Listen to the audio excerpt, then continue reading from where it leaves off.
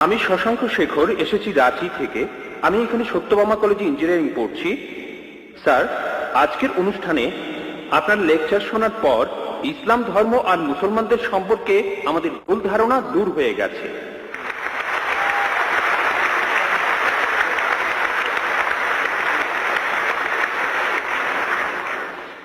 Sir, আমি জম্মু আর কাশ্মীরে গিয়েছি, সেখানকার ভীতিকর অবস্থা দেখেছি। মানুষ সেখানে কষ্টে আছে মুসলমানদের সেই তথাকথিত জিহাদের কারণে। স্যার, আমার প্রশ্নটা হলো, ইসলাম কি এইসব কাজের অনুমতি দেয়? যদি না দেয়, তাহলে এই জিহাদ শব্দটার অর্থ আসলে কি?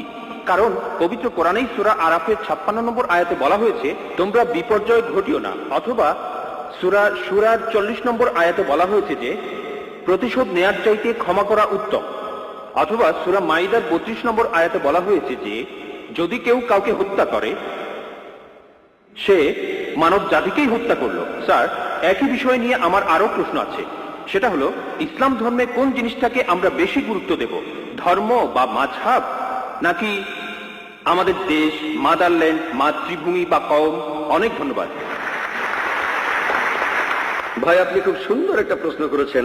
প্রথম প্রশ্নটা হচ্ছে ইসলাম ধর্মে জিহাদ নিয়ে প্রশ্ন করলেন যে কেন মানুষ যুদ্ধ করছে কাশ্মীরে, যা হচ্ছে জিহাদ, এটাকে ইসলাম কি অনুমতি দেয়? জিহাদ শব্দের অর্থ কি? এটা কি কোরআনে সূরা মাইদার 32 নম্বর আয়াতের বিরুদ্ধে যায় না? ভাই, এই জিহাদ সম্পর্কে বলি, এই ব্যাপারে ভুল ধারণা শুধু অমুসলিমদের মধ্যে নেই, মুসলমানদের মধ্যেও রয়েছে।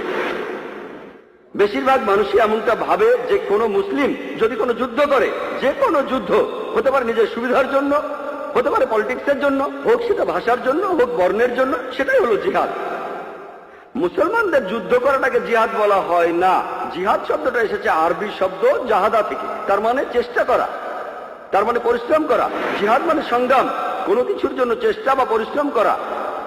ইসলামিক অভিধান অনুযায়ী জিহাদ অর্থ কারো অসৎ প্রবৃত্তির বিরুদ্ধে সর্বশক্তি দিয়ে লড়াই করা। এছাড়াও জিহাদ মানে সমাজের উন্নতির জন্য চেষ্টা করা। এছাড়াও জিহাদ শব্দটা যে যুদ্ধক্ষেত্রে আত্মরক্ষাকেও বোঝানো হয়ে থাকে। জিহাদের অর্থ অন্যায় অত্যাচারের বিরুদ্ধে লড়াই করা। জিহাদের মূল অর্থ চেষ্টা বা পরিশ্রম করা। অনেক মানুষের ভুল ধারণা আছে যে জিহাদ মানে পবিত্র যুদ্ধ। তারা জিহাদের অনুবাদ করে পবিত্র যুদ্ধ। পবিত্র যুদ্ধ বলে যে আরবি শব্দটা আছে সেটা হারবুম মুকাদ্দাসা। যদি আপনারা কোরআন পড়েন, কোরআনের কোথাও পাবেন না, একটা আয়াত নেই, অথবা নবীজি সাল্লাল্লাহু আলাইহি সাল্লামের সহিহ হাদিসেও কোনো জায়গায় হারবুম মুকাদ্দাসার কথা বলা নেই। এই শব্দটা কোরআন বা হাদিসে নেই। জিহাদ শব্দটার অনুবাদ কোনোভাবেই পবিত্র যুদ্ধ নয়। ঐতিহাসিকরা এই পবিত্র যুদ্ধ শব্দটা প্রথম ব্যবহার করেছিল খ্রিস্টানদের ক্রুসেডকে বোঝানোর জন্য, যারা খ্রিস্টান ধর্ম প্রচার করেছে আর হাজার হাজার মানুষ হত্যা করেছে। দুর্ভাগ্যজনকভাবে বেশিরভাগ লোক, এমনকি তথাকথিত মুসলমান পণ্ডিতগণ জিহাদের অনুবাদ করে পবিত্র যুদ্ধ। এটা ভুল অনুবাদ। জিহাদ শব্দটার অর্থ চেষ্টা বা পরিশ্রম করা। অনেক সময় এই চেষ্টাটা যুদ্ধক্ষেত্রে হতে পারে, সেই যুদ্ধটাও হবে আল্লাহ সুবহানাহু ওয়া তাআলার পথে, সেটা কিতাল ফি সাবিলিল্লাহ। একটা প্রশ্ন করা হয়, ইসলামে কেন যুদ্ধ আর হত্যার অনুমতি দেওয়া হয়েছে? ইসলামের অনেক সমালোচক আছেন যারা বলেন ইসলাম খুব নিষ্ঠুর একটা ধর্ম। ইসলাম সবসময় বলে অমুসলিম কাউকে দেখলে তাকে মেরে ফেলো। অনেকেই বলেন, ইন্ডিয়াতে এরকম একজন আছেন অরুণ সুরি, তিনি একটা বই লিখেছেন দ্য ওয়ার্ল্ড অফ ফতোয়া। তিনি সূরা তাওবার 5 নম্বর আয়াতের উদ্ধৃতি দিয়ে বলেছেন যে কোরআন বলছে কোন কাফিরদের যেখানেই পাবে, ব্র্যাকেটে হিন্দু, তাদেরকে হত্যা করবে। যদি আপনি পবিত্র কোরআনের সূরা তাওবার 5 নম্বর আয়াতটা দেখেন, সেখানে বলা হয়েছে কাফিরদের যেখানে পাবে হত্যা করবে। তবে এই উদ্ধৃতির প্রসঙ্গের কথা এখানে বলা নেই। যদি আপনারা এই আয়াতের আগের আয়াতগুলো পড়েন, সেখানে একটা শান্তি চুক্তির কথা বলা হয়েছে, মক্কার মুশরিকদের সাথে মুসলিমদের একটা শান্তি চুক্তি। পবিত্র কোরআনের সূরা তাওবার প্রথম 4টা আয়াতে মক্কার মুশরিকদের সাথে মুসলমানদের একটা শান্তি চুক্তির কথা বলা হয়েছে। আর মক্কার মুশরিকরা এই শান্তি চুক্তিটা ইচ্ছা করেই ভেঙেছিল। এরপর আল্লাহ তাআলা 5 নম্বর আয়াতটা নাজিল করলেন মুশরিকদের সম্পর্কে। সেই আয়াতে আল্লাহ মুসলিমদের বললেন, সবকিছু 4 মাসের মধ্যে ঠিক করে ফেলো, না হলে যুদ্ধ ঘোষণা করো। আর যুদ্ধক্ষেত্রে আল্লাহ বলেছেন, যখন শত্রুরা তোমাকে আক্রমণ করতে আসবে, তুমি শত্রুদের হত্যা করবে। এই আয়াতটা যুদ্ধক্ষেত্রের কথা বলছে। যখন শত্রুরা তোমাকে মারতে আসবে, ভয় না পেয়ে লড়াই করো। আজকের দিনে একজন আর্মি জেনারেল তার দলের সৈন্যদের মনোবল চাঙ্গা করার জন্য সেই জেনারেল বলবেন যে যখন শত্রুরা আসবে তাদের মেরে ফেলো। আর অরুণ সুরি 5 নম্বর আয়াতটা বলার পরে চলে গেছেন 7 নম্বর আয়াতে, কারণ 6 নম্বর আয়াতে উত্তরটা আছে।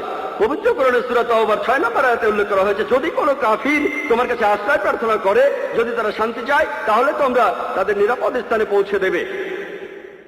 শত্রু যদি আশ্রয় প্রার্থনা করে তাদের নিরাপদ স্থানে পৌঁছে দাও। আজকের দিনের সবচেয়ে ভালো আর্মি জেনারেল খুব বেশি হলে তার সৈন্যদের বলবেন যে শত্রুদের চলে যেতে দাও। এখানে আল্লাহ বলছেন তাদের শুধু ছেড়ে দিও না, তাদের কোনো নিরাপদ স্থানে পৌঁছে দাও।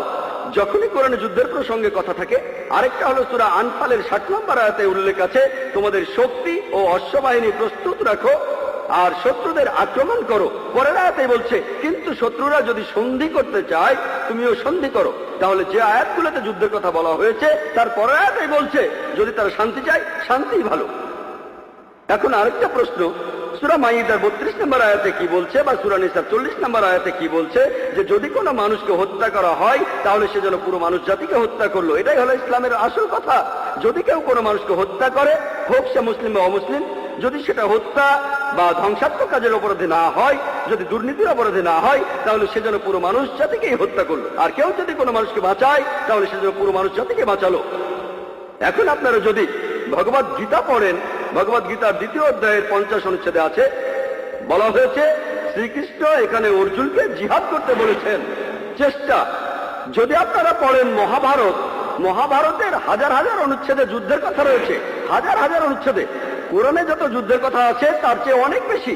মহাভারত একটা ধর্মগ্রন্থ, আপনারা হয়তো জানেন। এখানে রাজ্য নিয়ে একটা যুদ্ধের গল্প রয়েছে পাণ্ডব আর কৌরবদের মধ্যে। পাণ্ডবদের 5 ভাই আর কৌরবরা 100 ভাই, যুদ্ধ। আর ভগবত গীতা হলো মহাভারতের অংশ। 18টা অধ্যায় কৃষ্ণের কথা। প্রভু তিনি উপদেশ দিচ্ছেন অর্জুনকে। অর্জুন বলছে, এটা আছে ভগবত গীতার 1 নম্বর অধ্যায় 42 থেকে 46 অনুচ্ছেদে, আমি আমার আত্মীয়দের সাথে যুদ্ধ না করে নিরস্ত্র অবস্থায় এই যুদ্ধক্ষেত্রে মরে যাব। কিভাবে জ্ঞাতি ভাইদের সাথে যুদ্ধ করব? কৌরবরা আমার জ্ঞাতি ভাই, যুদ্ধ না করে আমি বরং যুদ্ধক্ষেত্রে নিরস্ত্র অবস্থায় মরে যাব। ঠিক তখনই শ্রীকৃষ্ণ জানেন তিনি কি বলেছিলেন? 2য় অধ্যায় 2 আর 3 অনুচ্ছেদে আছে, তোমার মনে এমন অশুদ্ধ চিন্তা এলো কিভাবে? এটা একটা পাপ। তুমি এতটা দুর্বল হলে কিভাবে? তোমার হৃদয় দুর্বল হলো কিভাবে? শ্রীকৃষ্ণ নিজেই বলেছেন যে অর্জুনের চিন্তাটা ঠিক নয়, এটা অশুদ্ধ চিন্তা, এটা একটা পাপ। এটা করলে তুমি স্বর্গে যেতে পারবে না, তুমি বেহেশতে যেতে পারবে না।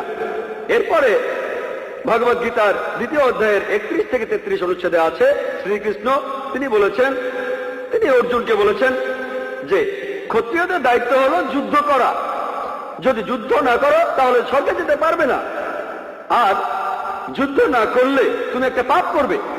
যদি ভালো করে দেখেন ভগবত গীতায় শ্রীকৃষ্ণ বলছেন যে তোমাকে যুদ্ধ করতে হবে। চিন্তা করেন, আমি যদি ভগবত গীতার এই উদ্ধৃতি দিয়ে বলি যে শ্রীকৃষ্ণ বলছেন অর্জুনকে তোমার আত্মীয় স্বজনদের যুদ্ধ করে হত্যা করতে হবে, কোন প্রসঙ্গ ছাড়া উদ্ধৃতি দিলে সেটা হবে শয়তানি। আর প্রসঙ্গটা বললে শ্রীকৃষ্ণ অর্জুনকে বলছেন যদি তোমাকে লড়তে হয় মিথ্যার বিরুদ্ধে, সত্যের জন্য, তুমি যে কারো বিরুদ্ধে যুদ্ধ করো, এমনকি সে যদি আত্মীয় হয়। প্রসঙ্গটা বললে অনুচ্ছেদটা যুক্তি আছে। যখন ন্যায় বিচারের জন্য যুদ্ধ করছেন, যদি সেটা আত্মীয় স্বজনের বিরুদ্ধে যায় তাতে কোনো সমস্যা নেই। ভগবত গীতা আর মহাভারতে এই কথাটাই বলা হয়েছে, সত্যের পক্ষে আর মিথ্যার বিরুদ্ধে যুদ্ধ। যখনই আমি কোনো হিন্দুকে মহাভারত আর গীতার কথা বলবো, সে তো এটা জানে। সে বলবে না, মহাভারত আর গীতায় সত্যের সাথে মিথ্যার যুদ্ধের কথা বলা হয়েছে, আর ঠিক এরকম কথাই আছে পবিত্র কোরআনে। তাহলে মহাভারত আর গীতার উদ্ধৃতিগুলো শুনলে আপনি কোরআনকেও বুঝতে পারবেন। এছাড়াও অনেক লোক বলে ও কোরআনে জিহাদের কথা বলছে, আপনি জিহাদ করতে গিয়ে মারা গেলে বেহেশতে যাবেন। অনেকে আছেন, তাদের একজন অরুণ সুরি বলছেন, তিনি সহিহ বুখারী থেকে হাদিসের উদ্ধৃতিও দিয়েছেন। 4 নম্বর খণ্ড বুক অব জিহাদ 2 নম্বর অধ্যায়ের 46 নম্বর হাদিস বলা হয়েছে, একজন মুজাহিদ হলো সেই লোক যে আল্লাহ সুবহানাহু ওয়া তাআলার পথে চেষ্টা করে, আর আল্লাহ নিজেই জানেন কে চেষ্টা করছে। এরপরে নবীজি বলেছেন যদি কোনো মুজাহিদ যুদ্ধক্ষেত্রে মারা যায় সে জান্নাতে যাবে, সে পরকালে বেহেশতে যাবে। কিন্তু যদি সে ফিরে আসে, মারা না যায়, সে ফিরে আসবে গনিমতের মাল নিয়ে। এই হাদিসটা আর কোরআনের বিভিন্ন আয়াতের কথা বলছেন ইসলামের সমালোচকরা। আমি ভাবি হিন্দু সমালোচকরা এই উদ্ধৃতিটা দেয় কিভাবে? তারা কি ভগবত গীতা পড়েনি? তারা কি মহাভারত পড়েনি?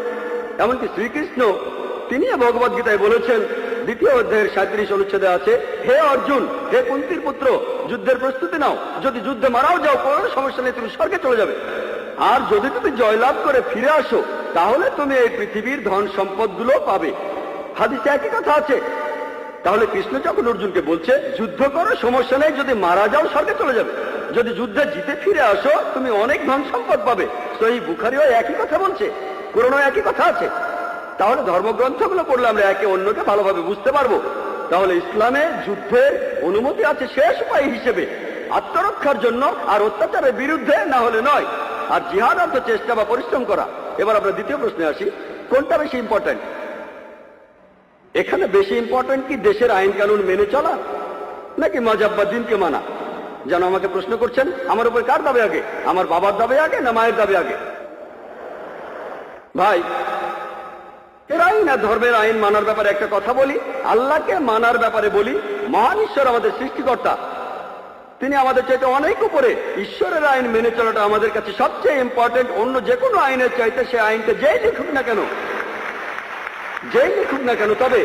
তবে আমি একজন ইন্ডিয়ান, আমি জানি যে ইন্ডিয়ার সংবিধানে এমন কোন আইন নেই যেটা ইন্ডিয়ার কোনো মুসলমানকে তার ধর্ম পালন করতে বাধা দেয়। কোনো বাধা নেই। সত্যি বলতে ইন্ডিয়া এমন একটি দেশ যার সংবিধানে লেখা আছে যে ইন্ডিয়ার নাগরিক, তাদের জন্য এটা জন্মগত অধিকার যে তারা তাদের ধর্ম পালন করতে পারবে। আমিও সে কাজই করছি।